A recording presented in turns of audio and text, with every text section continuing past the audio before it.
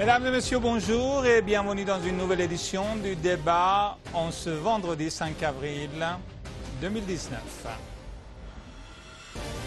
Le Premier ministre israélien Benjamin Netanyahou a rencontré jeudi à Moscou le président russe Vladimir Poutine 5 jours avant des législatives israéliennes à l'issue incertaine.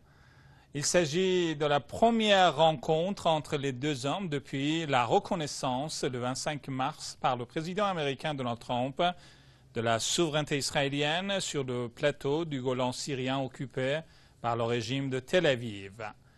Benjamin Netanyahou aurait présenté un plan pour une solution à la crise syrienne à Vladimir Poutine après la décision unilatérale et illégale de l'administration Trump. Or, le Kremlin a démenti la nouvelle. Le porte-parole du président Poutine a souligné que Netanyahou n'avait présenté aucune solution sur l'avenir de la crise, sur l'avenir en effet de la Syrie. Ces développements interviennent au moment où le ministre syrien des Affaires étrangères a souligné que Damas aura recours à tous les moyens et toutes les options pour libérer le Golan. Aujourd'hui, dans le cadre de cette édition du débat, nous allons nous pencher sur cette visite du Premier ministre israélien à Moscou, ses objectifs et bien sûr les toutes dernières évolutions concernant la Syrie. Veuillez rester avec nous jusqu'à la fin de cette émission. Le Premier ministre israélien Benjamin Netanyahou a rencontré le président russe Vladimir Poutine jeudi 4 avril à Moscou, 5 jours avant des législatives israéliennes à l'issue incertaine. C'est la deuxième fois en un peu plus d'un mois que Netanyahou a rencontré visiblement à sa demande le chef du Kremlin. Depuis février, date de sa dernière visite à Moscou, il n'a cessé d'ailleurs de répéter à qui veut entendre que son plan d'un règlement de la crise en Syrie, avec en toile de fond la mise hors jeu de l'Iran, a été soutenu par Moscou. Les analystes ne partagent évidemment pas ce point de vue, eux qui voient à travers la création d'une commission militaire israélo-russe en Syrie d'une façon polie de neutraliser Israël. Quant à la dite proposition israélienne, le Kremlin vient de démentir les déclarations de Netanyahou. Le porte-parole du Kremlin, Dmitry Peskov, ayant déclaré aux journalistes qu'en février, Israël n'avait présenté aucune proposition à Moscou sur l'avenir de la Syrie. Certains essaient de porter préjudice aux relations de l'Iran avec la Russie d'une part et entre la Russie et l'axe de la résistance de l'autre. Personnellement, je tiens à insister sur l'importance de la coopération irano-russe, notamment en Syrie et dans les domaines politiques et économiques, a déclaré l'ambassadeur russe au Liban, qui n'a pas fait de secret sur l'importance qu'accorde son pays au poids incontournable de l'Iran sur la scène régionale, et ce avant même le début de la crise syrienne en 2011. Et d'ajouter, en Syrie, les Iraniens et nous sommes dans la même tranchée.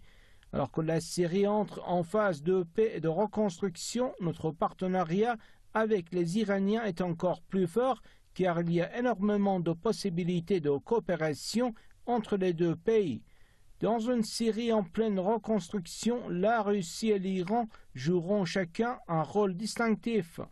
C'est une évidence, mais certains essaient de mettre des bâtons dans les roues des relations Téhéran-Moscou. Leur but est de créer des incertitudes de part et d'autre. Nous en sommes conscients et nous savons comment les déjouer. En réalité, à l'approche des élections législatives d'Israël le 9 avril, Netanyahou essaie de suggérer à son électorat de moins en moins fidèle à son encontre qu'il est indispensable pour la sécurité du régime israélien. Le but de sa nouvelle visite en Russie, 5 jours avant les élections israéliennes, serait là aussi de se présenter comme un acteur clé du Moyen-Orient. Retour au plateau de l'émission du débat. Merci de votre attention. Je vais tout de suite vous présenter nos invités pour cette émission. Nous sommes en ligne depuis Paris avec Jacob Cohen, écrivain et analyste politique, et depuis Moscou avec Fabrice Behar, expert pour l'ONG EOD depuis, en effet, je vous ai dit depuis Moscou. Donc, on va tout de suite commencer avec Monsieur Behar. Monsieur Behar, bonjour et merci d'avoir accepté notre invitation. Bonjour, c'est un plaisir toujours d'être sur votre antenne. Monsieur Behar, le Premier ministre israélien a rencontré hier à Moscou le président russe Vladimir Poutine. Selon de nombreux analystes, l'objectif de cette visite serait de se présenter pour Benjamin Netanyahou, bien entendu, comme un acteur clé du Moyen-Orient à 5 jours des élections législatives. Est-ce que selon vous, cette visite s'inscrit avant tout dans une logique électorale? Quel premier constat tirez-vous de cette visite, Monsieur Behar? Alors, votre double question, pour répondre à la première partie, oui, c'est une évidence. Les élections israéliennes devront avoir lieu le 9, je crois, ça va être le 9 avril, oui, donc très bientôt. Et Netanyahou étant assez déstabilisé, parce qu'en face de lui, il a une coalition avec 3 anciens chefs d'état-major de l'armée israélienne. Donc en Israël, ça compte beaucoup quand on veut se faire élire. Donc il a besoin un peu de bomber le torse et se montrer indispensable, puisque son électorat ne semble pas très fiable et semble assez volatile et pourrait donc aller vers ses ennemis de la nouvelle coalition, donc de ses anciens militaires. Et donc évidemment il a besoin, lorsqu'on regarde, on va dire, son agenda, il est allé donc à Washington, où il a reçu donc le cadeau du Golan validé par les États-Unis. Alors c'est très symbolique, mais c'est important d'un point de vue de politique intérieure. Il a reçu Bolsonaro. Il est allé donc à Moscou. Ça fait déjà 2 fois en 3 mois d'ailleurs, à sa demande, pas la demande de Moscou, faut-il le rappeler. Et on l'a vu effectivement s'épancher lui et ses partisans sur Internet en déclarant maintes et maintes choses qui ont été démenties et par le Kremlin et par la diplomatie d'ailleurs russe, essentiellement par l'intermédiaire de son très intéressant ambassadeur à Beyrouth. Donc évidemment, ça relève de la politique intérieure et électorale. Maintenant, évidemment, il y a aussi l'élément comme de la réalité sur le terrain, du conflit au Proche-Orient, des conflits au Proche-Orient. Je suis d'accord avec l'éditorial d'introduction de votre émission, à savoir que Israël pense être le cœur au Proche-Orient, alors qu'aujourd'hui il y a plusieurs évidemment acteurs qui sont très importants. Votre pays, l'Iran, aujourd'hui, c'est un pays incontournable dans la région. Quoi qu'il puisse en penser, c'est une réalité. Et aujourd'hui, certainement, lorsqu'on lit la presse moscovite et qu'on tend l'oreille auprès des gens proches, on va dire, du Kremlin, pour parler comme cela, on voit très bien que la Russie a toujours, et sa politique est toujours de discuter avec tout le monde dans la région, c'est pourquoi ils reçoivent Netanyahou. Pour autant, ils ne sont pas les États-Unis. En géopolitique et en relations internationales, il n'y a pas d'amis, il n'y a que des partenaires. Et dans le cas précis, il a été rappelé à Tel Aviv que le partenaire le plus important à l'ordre d'aujourd'hui dans la région, c'était bien l'Iran, puisque c'est l'Iran qui a lutté avec Moscou aux côtés du gouvernement syrien contre le terrorisme et non pas Israël. Et donc on voit bien qu'il y a une forme effectivement de diplomatie qui a permis de neutraliser l'agressivité israélienne, et ce n'est pas la provocation israélienne sur Alep qui va changer la donne, puisque je rappellerai, pour terminer, petite anecdote, qu'il semblerait que les avions israéliens soient passés par la Jordanie et l'Irak pour contourner le territoire sous contrôle de l'armée arabe syrienne, ce qui prouve bien que même avec des F-35, ils ont quand même peur des S-300 russes. Merci pour ces précisions. Monsieur Behar, restez avec nous. On va également entendre tout de suite Jacob Cohen, écrivain et analyste politique, qui est avec nous depuis Paris. Monsieur Cohen, bonjour et merci d'être en ligne avec nous. C'est un grand plaisir de vous accueillir sur ce plateau. Oui, bonjour, merci. Monsieur Cohen, est-ce que Benjamin Netanyahou a réussi ou pourrait réussir, en effet, à s'imposer, comme il le prétend d'ailleurs, comme un acteur indispensable, d'abord sur la scène électorale israélienne et ensuite et surtout sur la scène régionale, M. Cohen?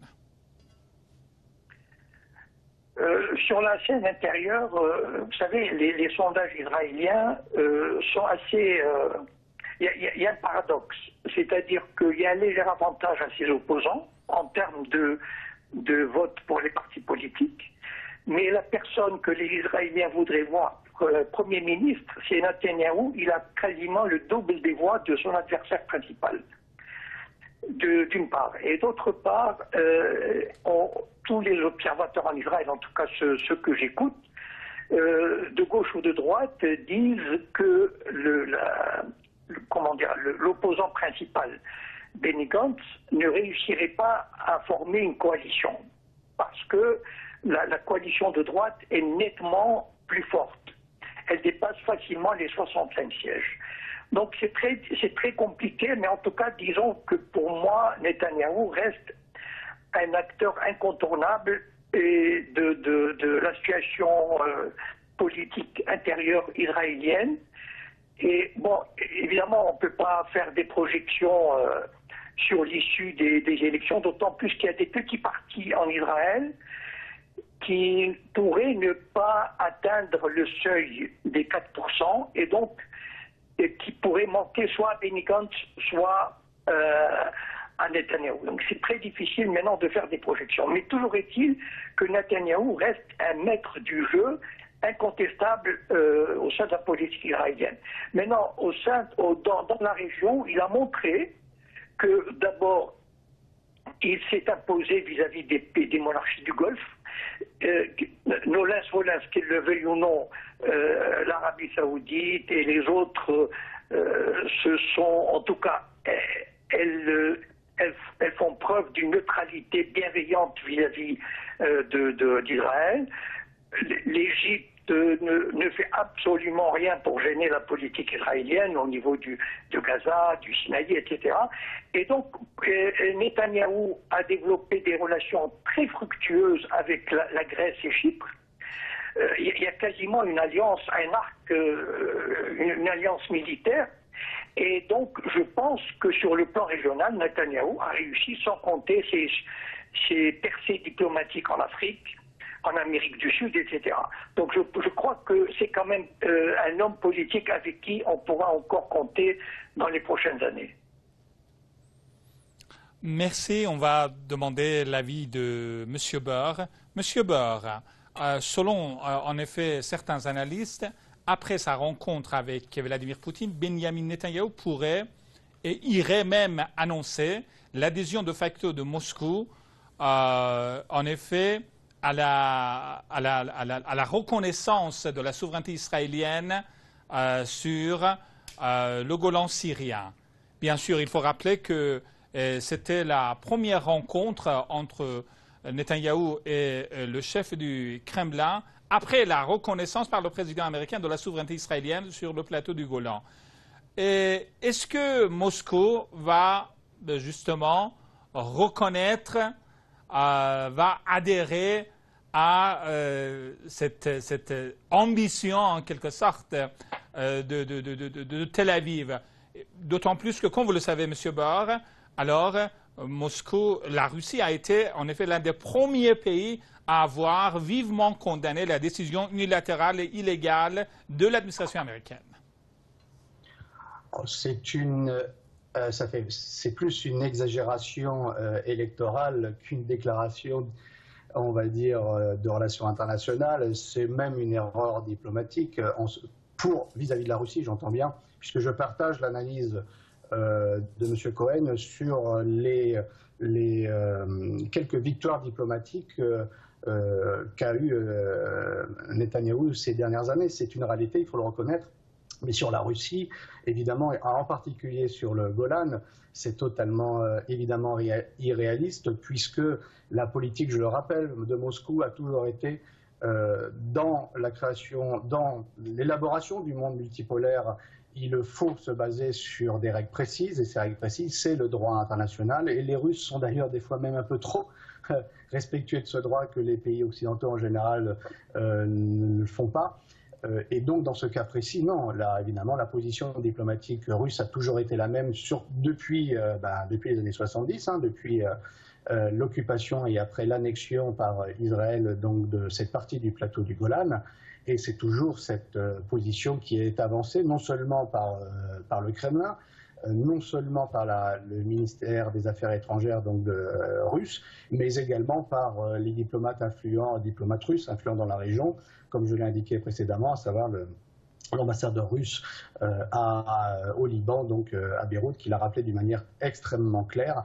Donc on a un faisceau très officiel de la part de Moscou qui indique qu'il n'est aucunement question et qu'il ne sera jamais à l'agenda de reconnaître l'annexion du Golan par Israël, puisque ça viole toutes les résolutions internationales, et en particulier les résolutions de l'ONU sur lesquelles s'appuie Moscou pour sa diplomatie internationale. Donc c'est une exagération évidemment électorale, mais qui démontre comme toujours, lorsqu'ils peuvent avoir quelques avancées avec la Russie, ils ne peuvent s'empêcher de rajouter une petite graine qui ne font qu'irriter les gens à Moscou, puisque parler pour les autres, c'est très mal poli en général, et d'un point de vue diplomatique, c'est un très mauvais pas. Merci encore, M. Bar. M. Cohen, avant son déplacement à Moscou, Benjamin Netanyahou a déclaré avoir réussi à garantir la liberté d'action d'Israël en Syrie. Est-ce que, selon vous, la Russie aurait-elle autorisé Israël à agir librement en Syrie? Tout d'abord, je voudrais juste clarifier une chose. Le voyage de Netanyahou hier à Moscou avait un objectif précis, c'est-à-dire remercier Moscou pour ses efforts d'avoir permis de retrouver les restes d'un soldat israélien tué dans les combats en 1982. Et je crois que c'est quelque chose de très important, pas le fait en soi, mais Israël a donné à ce fait une importance extraordinaire. Par exemple, il a été inhumé, ce soldat, c'est un simple soldat, il a été inhumé avec tous les honneurs quasiment dus à un chef d'État. C'est-à-dire la présence du président de l'État d'Israël, du Premier ministre et des chefs des renseignements du Mossad et du renseignement militaire qui ont accompagné hier Netanyahou à Moscou. Et la conférence de presse hier avait insisté sur ce point. C'est donc, vous savez, du point de vue israélien, ça a été quelque chose de très important. Et donc, ce voyage-là, il était centré sur sur cet accord. Et pour les Israéliens, l'action de Moscou a pris une importance, disons, assez extraordinaire. C'est-à-dire que pour eux, ils ont dépassé le simple objectif de puissance à puissance pour atteindre quelque chose de beaucoup plus... Vous savez, c'est très sensible dans la société israélienne, ce genre d'événements, de militaires disparus, les restes, etc. Donc, pour revenir, je pense que c'est une étape qui a permis de resserrer le lien d'un point de vue, je dirais pas émotionnel, parce que ça n'existe pas entre deux États, mais disons, les relations personnelles entre Netanyahou et Poutine se sont probablement renforcées par cet épisode-là. Et je pense que ce sont deux personnes qui se connaissent, se respectent et savent qu'elles doivent partager un certain pouvoir sur la Syrie. Je pense que Moscou permet dans une certaine mesure, mais ça, je pense que je serais incapable de vous le dire, je pense que c'est décidé à un niveau très très élevé. Je pense que Moscou a dû permettre à Israël une certaine marge de manœuvre, mais pas trop grande. Et je ne pense pas encore, je pense que l'avoir dit que Moscou a permis à donner suffisamment de moyens militaires à la Syrie pour combattre ces agressions aériennes d'Israël. Je ne crois pas que... Je pense que Moscou joue un double jeu, c'est-à-dire permettre une certaine une certaine marge de manœuvre à Israël parce que Moscou sait que c'est vital pour Israël et qu'Israël peut avoir une politique de nuisance terrible. Donc c'est, comment dire, entre deux personnes qui s'estiment et qui se connaissent et qui sont fortes. Et donc il y a une marge de manœuvre et je pense qu'Israël a obtenu une marge de manœuvre d'action en Syrie. Merci encore, M. Cohen. Une toute dernière question à M. Bar. M. Bar, donc, est-ce que vous partagez le point de vue de M. Cohen? Et dans quelle mesure Netanyahou a obtenu des marges de manœuvre, la liberté d'action, la liberté de mouvement en Syrie? Est-ce qu'il pourra changer la donne, comme d'ailleurs il l'a prétendu, pour empêcher ce qu'il appelle l'influence grandissante de l'Iran en Syrie? Alors oui et non. Oui, parce qu'il y a une réalité quand même de la puissance aérienne israélienne, ça il ne faut pas la nier, il ne faut pas tomber non plus en se persuadant avec un discours de propagande sur une réalité qui n'existe pas. La réalité c'est que l'armée israélienne est quand même puissante, quoi qu'on en dise, même si elle a des problèmes d'un point de vue balistique, mais ça c'est un autre sujet. Maintenant, c'est pas ça qui détermine en réalité la politique russe dans la région, en particulier de son intervention en Syrie. C'est que la Russie est intervenue pour les raisons que l'on sait, que je ne vais pas rappeler ici, mais qu'elle n'a pas voulu en même temps tomber dans le piège occidental, le piège américain, qui aurait été un nouveau bourbier si elle s'était engagée militairement d'une manière massive. Donc, elle joue d'une manière, elle joue un peu l'équilibriste, en ce sens où elle intervient assez pour permettre au gouvernement syrien de lutter contre le terrorisme et de rétablir son autorité sur son territoire, sans mettre trop de force afin de ne pas effectivement mettre un doigt dans un engrenage qui est le piège américain dans la région. Ce pourquoi elle ne peut pas non plus se permettre pour parler très clairement, de descendre un avion israélien, ce qu'elle pourrait faire d'une manière très concrète.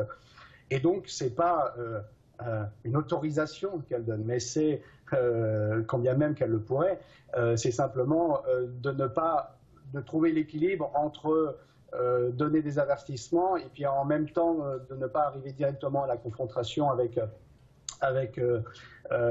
Israël, qui permettrait justement à ce moment-là aux Américains de compliquer la chose dans la région. Donc c'est un jeu d'équilibre que joue Moscou et non pas une autorisation qu'elle donnerait, si tant est que la chose pourrait être faite. Mais bon, ça c'est un élément que je voudrais indiquer. Maintenant, sur la prétention israélienne de réduire l'Iran à une puissance qui ne serait pas régionale, c'est aussi réaliste. Alors c'est compréhensible d'un point de vue israélien, puisqu'elle a besoin d'avoir la domination militaire totale dans la région, et donc lorsque, entre guillemets, un concurrent arrive, eh ben, elle se met en branle. Pour autant, il y a aussi la réelle politique, et la réelle politique, c'est que malgré les sanctions, l'Iran est avec le conflit en Irak et en particulier le combat antiterroriste en Syrie, la puissance iranienne, c'est un élément qu'on ne peut pas aujourd'hui nier et qu'on ne peut pas vouloir réduire à néant avec simplement des bombardements comme le fait Israël et comme elle aimerait bien le faire avec la puissance américaine. Mais cela aussi, c'est un jeu d'équilibre, puisqu'aller bombarder on va dire en Syrie, c'est une chose, mais aller bombarder l'Iran, c'en est une autre, puisque là, ce serait un engrenage qu'eux-mêmes ne pourraient pas contrôler. Et même dans le cadre de la politique du chaos, qui est une stratégie des néoconservateurs américains pour pouvoir dominer une région, ce serait un engrenage qu'ils ne pourraient pas eux-mêmes contrôler. Donc voilà, je résume. Non, Moscou ne donne pas d'autorisation à Israël de bombarder, mais Moscou essaye de jouer ce jeu d'équilibre entre l'agressivité israélienne, et un bon moyen, effectivement, c'est toujours de converser et d'avoir des discussions. C'est ce que fait Moscou en parlant à tout le monde dans la région. Fabrice Bar, expert pour l'ONG depuis Moscou, Jacob Cohen, écrivain et analyste politique depuis Paris. Je vous remercie infiniment d'avoir bien voulu répondre à nos questions pour cette émission. Merci beaucoup. Merci, au revoir. Merci. Voilà, c'est la fin de cette émission. Merci de votre attention. Excellente journée à toutes et à tous. Au revoir et à très bientôt.